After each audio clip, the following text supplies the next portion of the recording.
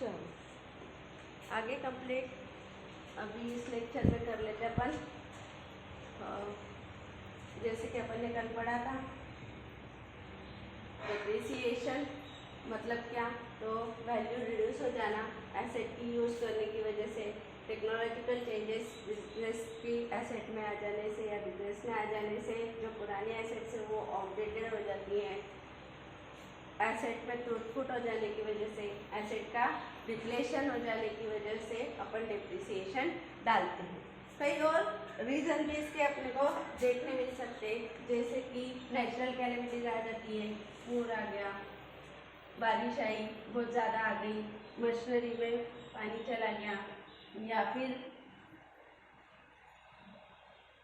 Earthquake आ गया, भूकंप आ गया और क्या हो गया कि एसेट टूट गई, या कोई भी नेचुरल कैलेमिटीज की वजह से भी अपने को डिप्रिसिएशन एसेट्स पे डालना पड़ सकता है। ठीक है, फिर अपन ने कल पढ़ा था कि लैंड एंड बिल्डिंग, लैंड पे डिप्रिसिएशन नहीं लगता है, करंट एसेट्स पे डिप्रिसिएशन नहीं लगता है, करंट एसेट्स पे डिप्रिसिएशन नहीं लग सकता। करंट एसेट्स मतलब क्या मैम? तो करंट एसेट मतलब ऐसी एसेट्स जो लिक्विड होती है, जो चेंज होते रहती है जैसे बिजनेस टर्नओवर चेंज होगा। जैसे कि अपने कस्टमर से डेटर्स का बैलेंस है, उसके बाद अपने ऑर्गेनाइजेशन में रहने वाला स्टॉक है, ठीक है, उसके बाद कैश है, बैंक बैलेंस है, तो इन सब चीज़ों पर डिप्रिसिएशन नहीं लगता है, इन पर डिप्रिसिएशन नहीं लगाया जाता है। कभी कभी मार्केट वैल्यू की चेंज होने की वजह से स्टॉक की वैल्यू कम होती है, लेकिन उसको अपन डिप्रिसिएशन ऐसा नहीं बोलेंगे, उसको अपन डिप्रिसिएशन ऐसा नहीं बोलेंगे। ठीक है, तो करंट एसेट पे कभी भी डिप्रिसिएशन नहीं लगता है, ये हमेशा ध्यान रखना। लैंड पे डिप्रिसिएशन नहीं लगता है। करंट एसेट पर डिप्रिसिएशन न लगने का रीज़न है कि वो एसेट्स कंटिन्यूसली फ्लक्चुएट होते रहती हैं, ठीक है, और बिजनेस एक्टिविटीज़ बढ़ने की वजह से ये बढ़ेगी, कम होने की वजह से ये कम होगी, ठीक है। उसके बाद ये लैंड एंड बिल्डिंग पर डिप्रिसिएशन नहीं लगता है क्योंकि इसकी लाइफ अपन एस्टिमेट नहीं कर सकते, तो फिक्स्ड एसेट पे डिप्रिसिएशन लगता है। कौन से एसेट पे? फिक्स्ड एसेट पे डिप्रिसिएशन लगता है जिनकी लाइफ डिटरमाइन की जाती है, जिनकी वैल्यू डिटरमाइन की जा सकती है,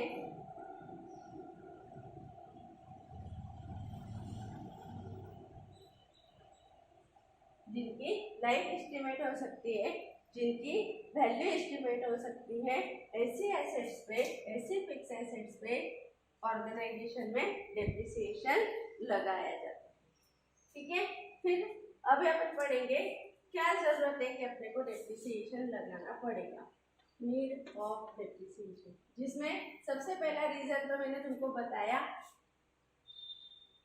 सबसे पहला रीजन तो मैंने तुम लोगों को बताया कि true financial position, true financial position बताने के लिए, ट्रू फाइनेंशियल पोजीशन बताने के लिए, सही फाइनेंशियल पोजीशन को इंटरप्रेट करने के लिए, जैसे मैंने तुम लोगों को बताया था कि बैलेंस शीट और प्रॉफिट एंड लॉस में इफेक्ट करके बताए थे कि एक एसेट है जिसमें अपन कोई डिप्रिसिएशन चार्ज नहीं कर रहे हैं, 10 साल बाद वो यूज़ करने लायक नहीं रही, तो अचानक 10वें साल अपन ने लॉस बता दिया 50 लाख रुपए, ठीक है। और सेकेंड वाले पैटर्न में मैंने तुमको बताया था कि अगर अपन सेम एसेट पे डिप्रिसिएशन डाल रहे हैं, वो एसेट 10 साल चलने वाली है, तो अपन ने हर साल 5 लाख 5 लाख 5 लाख 5 लाख ऐसे डिप्रिसिएशन कट किया था।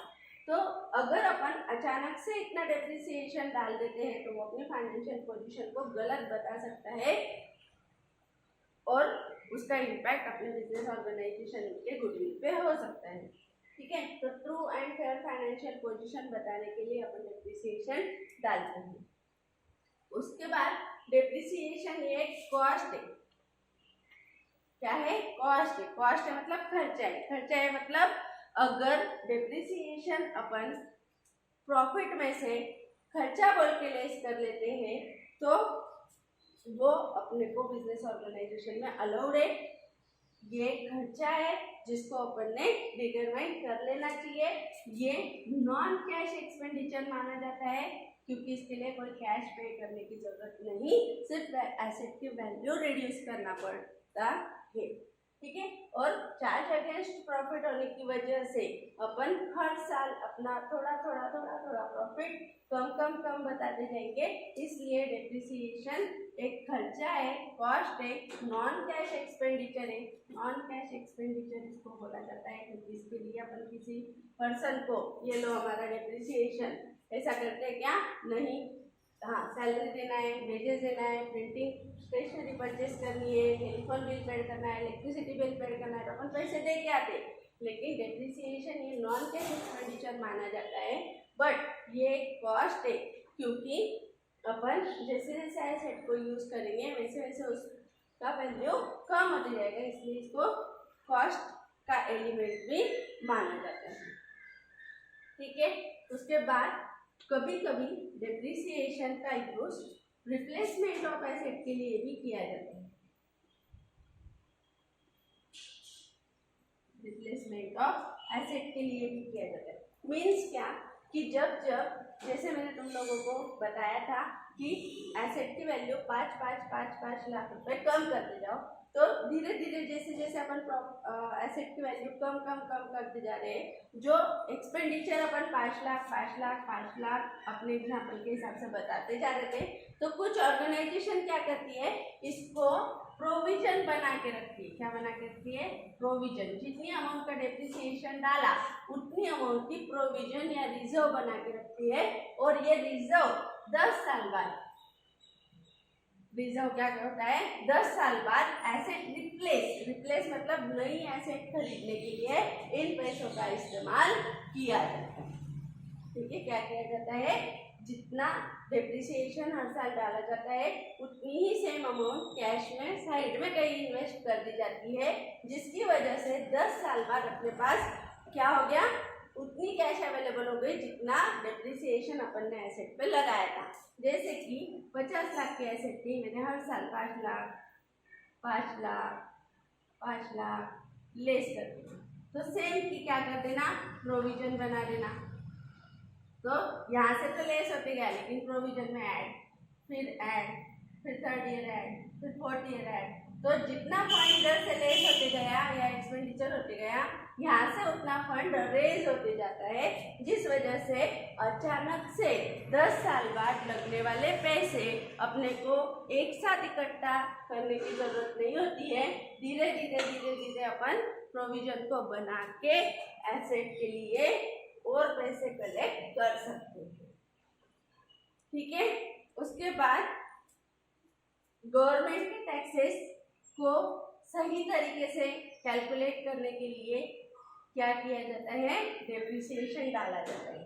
अगर अपन डेप्रिसिएशन को एज अ खर्चा नहीं बताए हर साल, तो ऐसे सिचुएशन में स्टार्टिंग में अपनी इनकम ज़्यादा शो होती है, क्योंकि जब अपन profit and loss account draw करते हैं, यहाँ पे अपने को डालना पड़ता है डेप्रिसिएशन। अगर 10 लाख रुपए का प्रॉफिट हुआ है, ठीक है, उसमें से 3 लाख रुपए का डेप्रिसिएशन है, तो बचा हुआ नेट प्रॉफिट कितना हो गया, 7 लाख रुपीज। कितना हो गया, 7 लाख रुपीज अपना प्रॉफिट हो गया।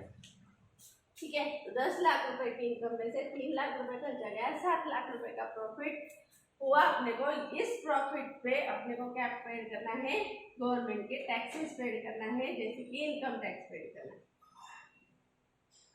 अगर इनकम डेप्रिसिएशन नहीं होता तो अपना नेट प्रॉफिट भी कितना होता, 10 लाख। तो अपने को टैक्स कितने का भरना पड़ता था, 10 लाख का, ना कि 7 लाख का, है ना। तो जब भी अपन डेप्रिसिएशन डालते हैं या कोई भी खर्चा बढ़ाते हैं, तो अपना प्रॉफिट फायदा कम होते जाता है। तो सही तरीके से बिजनेस के प्रॉफिट का कैलकुलेशन हो और गवर्नमेंट के टैक्सेस का कैलकुलेशन हो, इसलिए भी डेप्रिसिएशन ऑर्गेनाइजेशन में लगाया जाता है। ठीक है, इसलिए भी डेप्रिसिएशन ऑर्गेनाइजेशन में लगाया जाता है। तो ये लिख लेना है सबने।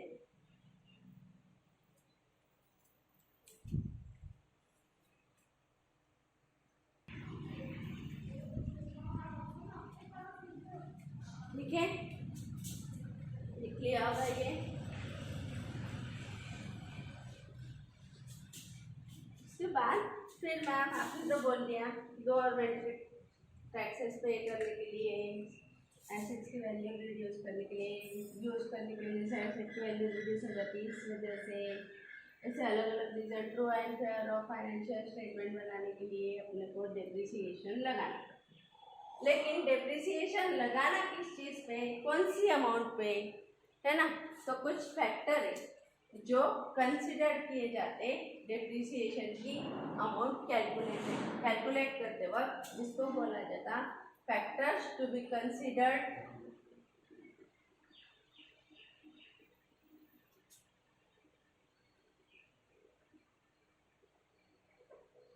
while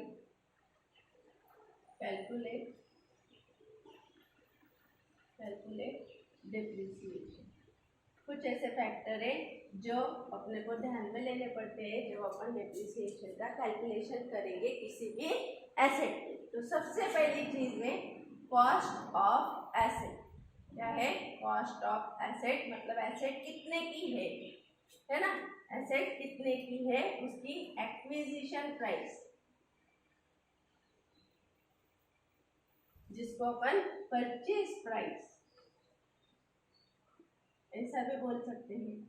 ठीक है, तो कॉस्ट ऑफ एसेट अपने को सबसे पहले क्या देखना जरूरी है। तो कॉस्ट ऑफ एसेट मतलब एसेट परचेज करने की प्राइस, या एक्विजिशन मतलब एक्वायर करने की प्राइस, लेने की प्राइस।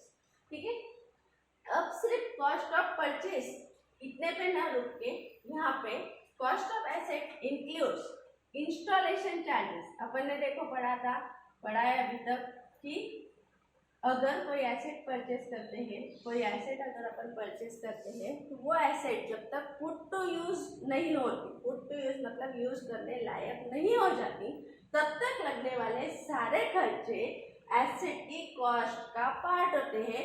मतलब एसेट का रिकॉर्डिंग जो होगा बैलेंस शीट में, उसमें उस कॉस्ट को ऐड कर दिए जाते हैं। इसलिए अपन ने पढ़ा था इंस्टॉलेशन चार्जेस अगर मशीनरी के होंगे तो मशीनरी के वैल्यू में ऐड किए जाते हैं, उसको कैपिटलाइज किया जाता है। तो कॉस्ट ऑफ एसेट सबसे बड़ी चीज है कि किस एसेट पे डेप्रिसिएशन डालना है, उसकी प्राइस कितनी है, कॉस्ट ऑफ एसेट कितनी है, जिसमें फिर एसेट की परचेज प्राइस प्लस एसेट के इंस्टॉलेशन चार्जेस, एसेट के ट्रायल रन चार्जेस, बहुत सारे चार्जेस उसमें ऐड किए जाते हैं। ठीक है, तो परचेज प्राइस सपोज एक एसेट की 10 लाख थी और इंस्टॉलेशन चार्जेस 1 लाख लगे या 2 लाख ले लो, 2 लाख लगे, तो फिर total cost of asset COA cost of asset कितने हो गई, 12 लाख रुपए हो गए। ठीक है, तो सबसे पहले अपने को यह पता चला कि कौन सी अमाउंट पे अपने को डेप्रिसिएशन डालेंगे। ठीक है, उसके बाद सेकेंड फैक्टर है estimated life of asset. Estimated life of asset, मैंने जैसे तुम लोगों को बोला था कि किसी भी एसेट पे डेप्रिसिएशन डालने के लिए उस एसेट की एस्टिमेटेड लाइफ कैलकुलेट करते आना चाहिए, तो ही डेप्रिसिएशन डाल सकते हैं। ठीक है, तो इसलिए एस्टिमेटेड लाइफ ऑफ एसेट क्या होगी ये डिटरमाइन करते आना चाहिए, तो ही उस एसेट पे डेप्रिसिएशन लगाया जाएगा। इसको एस्टिमेटेड लाइफ ऑफ एसेट बोला जाता है या फिर यूजफुल लाइफ ऑफ एसेट ऐसा भी बोला जाता है, यूजफुल लाइफ ऑफ एसेट। ठीक है मैम, हमको क्या पता कि किस एसेट की कितनी लाइफ है, ठीक है पता नहीं है, बट जजमेंट तो लगा सकते हैं। जैसे एक मोबाइल फोन, उसकी लाइफ हार्डली 3 से 4 साल है। अगर एक लैपटॉप कंप्यूटर है तो उसकी एस्टिमेटेड लाइफ हार्डली 4-5 साल है। प्रिंटर है तो 7-8 साल है। ठीक है, कोई बिल्डिंग है तो उसकी लाइफ 20-25-50 साल तक है। ठीक है, उसके बाद फर्नीचर है तो उसकी लाइफ 10 साल के आसपास है। ठीक है, कोई कबर्ड वगैरह है तो उसकी लाइफ 20-25-30 साल तक है। तो अपन पूरी तरीके से नहीं, एस्टिमेट तो कर सकते हैं, नियर अबाउट निकाल तो सकते कि ये एसेट कितने साल चलेगी। ठीक है, तो ये एक अंदाजा होता है जिससे एसेट की लाइफ को डिटरमाइन किया जाता है, उसको बोलते हैं एस्टिमेटेड लाइफ ऑफ एसेट। ऐसे अपन लैंड की वैल्यू को, ऑक्सीजन की वैल्यू को एयर की वैल्यू को, वाटर की वैल्यू को डिटरमाइन नहीं कर सकते, इसलिए उन पर डिप्रिसिएशन नहीं लगता है। मोस्टली तो यहाँ पे लैंड ही पूछा जाता है कि लैंड पे डिप्रिसिएशन लगता है क्या, तो लैंड पे कभी भी डिप्रिसिएशन नहीं लगता क्योंकि उसकी एस्टिमेटेड लाइफ सालों साल सदियां बीत गई, जो लैंड जहाँ थी वहीं पे है। किसी ने ऐसा सुना है क्या चोपड़ा साउथ अफ्रीका में चला गया? किसी ने ऐसा सुना है क्या साउथ अफ्रीका इंडिया में आ गया?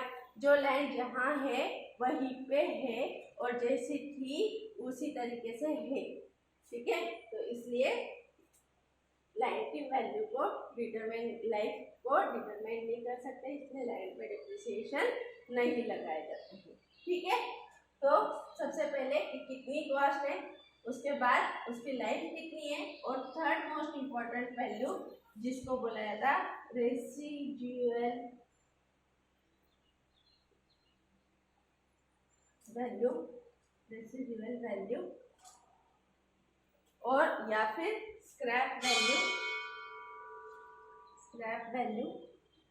क्या बोला जाता है, रेसिडुअल वैल्यू ऑफ एसेट या फिर स्क्रैप वैल्यू।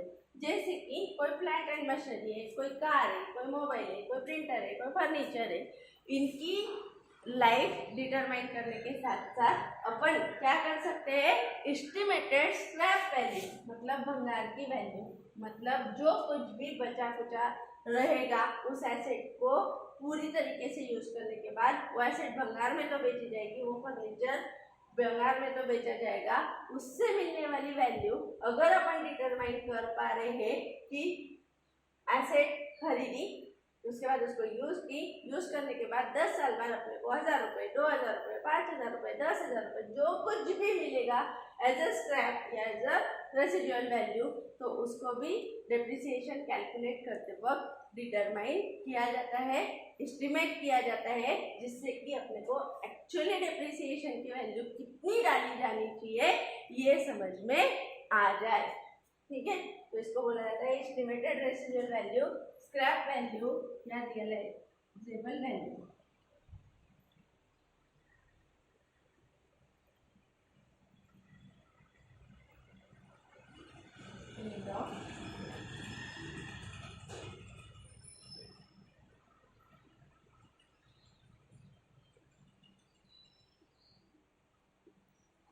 ठीक है, तो ये 3 मोस्ट इंपॉर्टेंट फैक्टर है।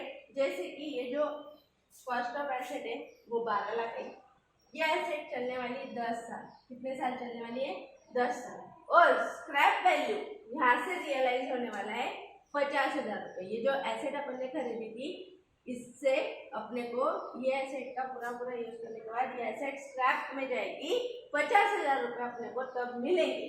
तो ऐसे सिचुएशन में अपने को यहाँ पे डिप्रिसिएशन कैलकुलेट करते आएगा, और डिप्रिसिएशन का फॉर्मूला यहाँ पे यूज होगा cost of asset minus scrap value, cost of asset minus scrap value upon life of asset या life of asset. Depreciation equals to cost of asset minus scrap value upon life of asset। इस फॉर्मूले से अपन depreciation निकाल सकते हैं जो कि आएगा 12 lakh minus 50,000 divided by 10 years, मतलब क्या आ गया 11,50,000 डिवाइडेड बाय 10, 11,50,000 डिवाइडेड बाय 10, तो हर साल का डिप्रिसिएशन आ गया 1,15,000 रुपये। इस तरीके से अपन डिप्रिसिएशन के फॉर्मूले का यूज करके डिप्रिसिएशन निकाल सकते हैं, और ये 3 फैक्टर्स को अपने को डिप्रिसिएशन निकालते वक्त कंसीडर करना मस्ट, ठीक है। तो नेक्स्ट लेक्चर में अपन टाइप्स ऑफ डिप्रिसिएशन पढ़ेंगे, मतलब method of depreciation to charge depreciation ये पढ़ेंगे। तब तक तुम लोगों ने इसको 1-2 बार रिवाइज करके रखना है, इसको समझना है, ठीक है। चलो मिलते हैं, बाय बाय।